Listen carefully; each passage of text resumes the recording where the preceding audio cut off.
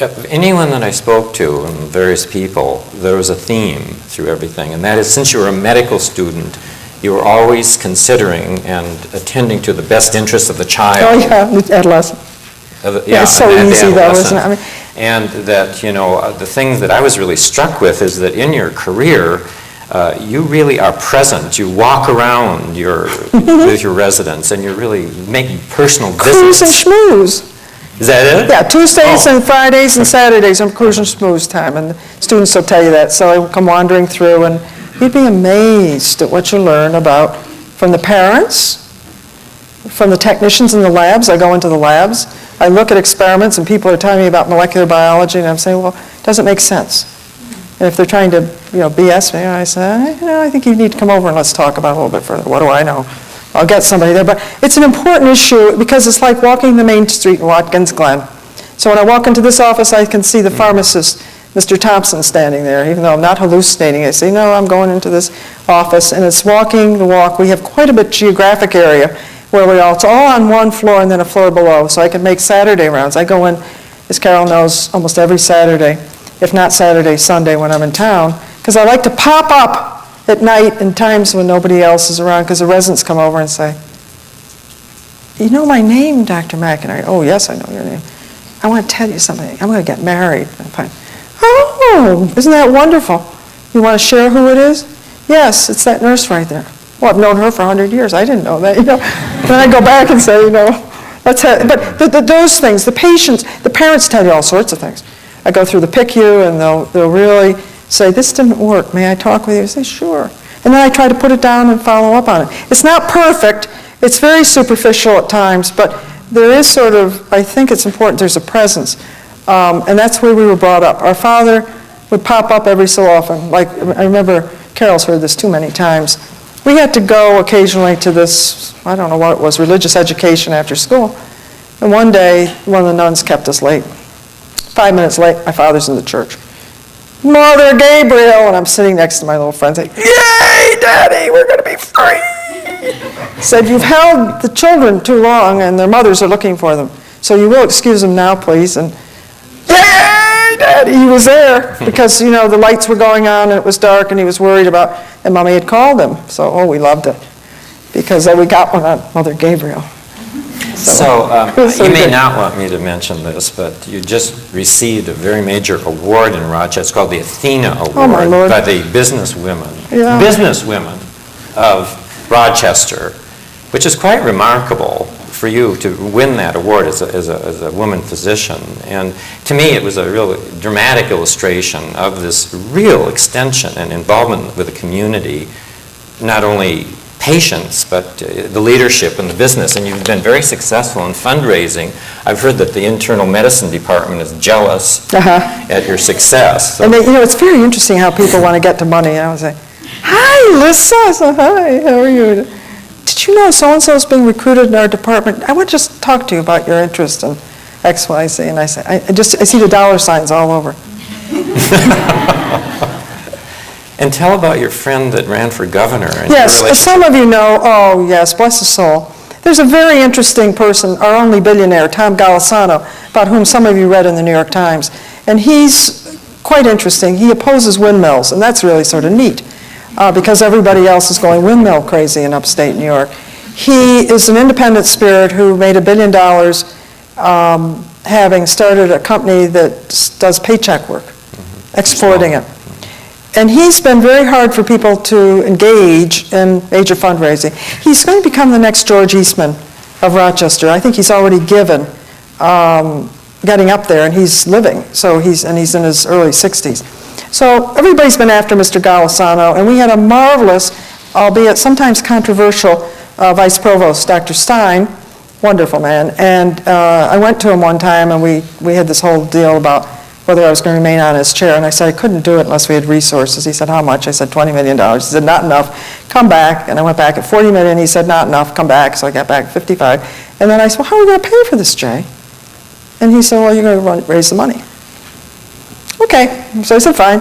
And we got to Mr. Golisano through a long way, and he gave the major naming gift to the hospital. He is magnificent because his values are hard work pays, He runs a business that's very orderly, competent, and he's become a wonderful colleague, albeit I think none of us really appreciates fully who he is because we don't see a lot of him. I think he was behind, I've always said this and I've never said it to his face, that I think he was behind this Athena Award. I mean, I can tell you there are 1,000 people there. They dragged me to go there, as Carol knows. Carol was doing a lot of the front end work. I didn't want to be an applicant. I was told to do it by the vice provost. Oh my Lord, I will get dressed up and go and act decently. And went there, and it was an hour and a half later. I'm saying to my host, please take me away. Mr. Golisano walked in. Well, when he walks in, it's important. Now, he decided he was going to run for governor, and he was a member of the Independent Party, and he financed his whole campaign at $75 million, I think, and he was going to do it again this year. He became a Republican and decided that Eliot Spitzer is, I think, a little bit awesome, so he's not doing it right now. But I think he will probably, if his health holds out, run at some point.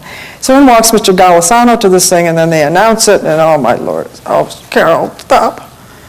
He said, do I have to make a speech? Uh-huh. Oh, yeah. So I got up, and I talked about Elizabeth Blackwell, because we talked about the great women of upstate New York. I had to say something. So I talked about Susan B. Anthony, of whom we're very proud. It's in Rochester, and her friends in Seneca Falls, and that there was another wonderful woman. And the story, I'll tell you very briefly, because I'm talking way too much.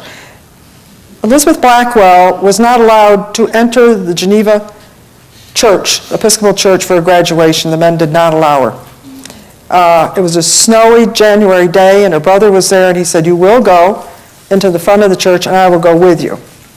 And they went, and she graduated. So my story was, there have been many wonderful women in upstate New York.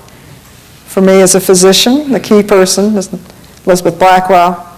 And just remember, behind every good woman is a good man. That was it. So I said, now can I go? No. And the cameras are, I said, ay. And that was it. So, and the flowers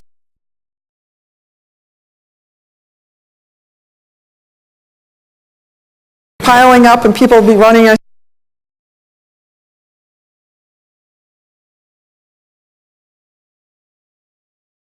My arrangement looked like, I don't have the foggiest idea, you're very kind, but I'll write you a thank you note. I had about 100 thank you notes to write because they were just, this is a big thing in our community. It's a little community, but they really rally about this. The Xerox people particularly, a lot of people in business want this award, I guess. I think it really takes you, I think Mary Ann got one of these, takes you to the next level.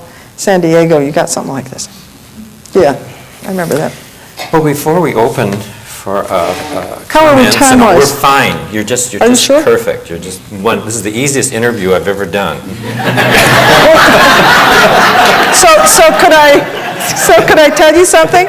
I started with the fact I'm Irish already. So you turn an Irishman, a garrulous Irishman on, and there they are. I know. That's why I said it. I just want you to understand. But it's all the genes. Yeah, I would like to, on the more serious side, I know you're quite concerned about the lack of young people going into the physical sciences and medicine, the lack of people that are doing fellowships in adolescent medicine, and the lack of international students that are being allowed into the United States. Absolutely. There is a real serious thing that's occurring. Maybe you could comment on that, and then we'll open for comment. And we need the young people to chime in here, because I don't see the next generation in the numbers of serious academicians coming along. Now the question is it possible in the world we live in? Or are there other factors that are playing into this? And remember, serious academic work is focused, it's hard, it's a lot of delayed gratification, and it may not appeal to a generation. I don't know. But one of our professors said to me one day when I said, sometimes I feel that doing all this writing, you spend a lot of time alone, and I'm not sure I'm crazy about this. He said, well, remember, it's a monastic life you're living. I said, well, yeah, you're right, it is. Get me some wine, it's so much of part of the monasticism. But, in the monastery. But I do worry. And I worry about the depth of our training in terms of teaching young people, in terms of time, having the time to do critical thinking. I worry that on rounds, for example, we hardly have a chance to stop and think about the patients and their in and their out. You don't have a chance to see processes, behavioral or biologic over time or biopsychosocial. The moments you had with students where you'd say, let's look at this question. They say, great, let's look at it, but I don't have any time in my residency to do this project. And I don't know if other people have really been able to master this. I see these fleeting opportunities just going, and I don't see then on the other side the ability to nurture, to bring in, to challenge young people. And that's my own opinion. I worry terribly about it. It's getting harder for people to keep programs together, to get funded. And I've never been a pessimist, in case you haven't noticed. I see the world as a wonderful, eclectic place. But I do worry about what I think are the skills that are needed to be a serious academician. And I try to get free of this generational thing. I try not to say, oh, well, this next generation doesn't do this. I don't think it's that simple. The patients are so sick in the hospital. I mean, I remember one day I came back and I told Carol I'll be back in an hour when I went on service. I'm calling, it's now 2 hours, Carol. Cancel everything, it's now 3 hours. I said, oh, these patients, one of them, just to figure out what was going on was just incredibly difficult. So you have many sicker patients to take care of. Society's ills are very complex, but help me understand this. Are we failing as teachers, mentors, to interest and to help people to reach to that highest star? I think we had optimism that we might fail at that, but we were going to give it the best run we could. And if we had a mentor who really got us started, Dick, I think we could follow that. You know, I went to Rochester, there was Dr. Haggerty, there was Dr. Friedman, whom I didn't mention, bless his wonderful soul, but he was a wonderful mentor. He had great faith in fellows. Dr. Charney, Dr. Haggerty, Dr. Friedman, Dr. Pless, Dr. Rogman, Dr. Huckelman, and they were inspirations. I mean, here are these people who, Sam remembers this, who just would turn and spin your head, but we had a chance to talk to them. We had a chance to think with them. There was a community Saturday mornings. Dr. Forbes is when I had most of the time with this wonderful, delightful person, Dr. Gilbert Forbes, whom some of you met at these meetings. We had him come and speak. There's no Saturday. Here she is in a white coat, wandering in her own world kind of thing. And so help us understand this, because there is a phenomenon that I see. It's a dearth of scientists. Read science. I don't know how many of you read science, but they talk about it all the time. The numbers we've had some increase, and those of you who are closer to the board, we've had some percentage increase of people going into subspecialties and board certifiable areas. And obviously general peds is very important, but I do